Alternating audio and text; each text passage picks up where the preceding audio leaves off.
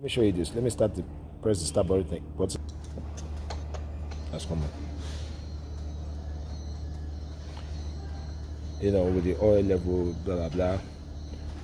Once you go there and press it again, which is supposed to crank, it just goes off. You can see. I put the battery booster. You can see it's full. You know, to add more power to the battery. Then that's the switch. I want to do this video when you send your guy. I'm not going to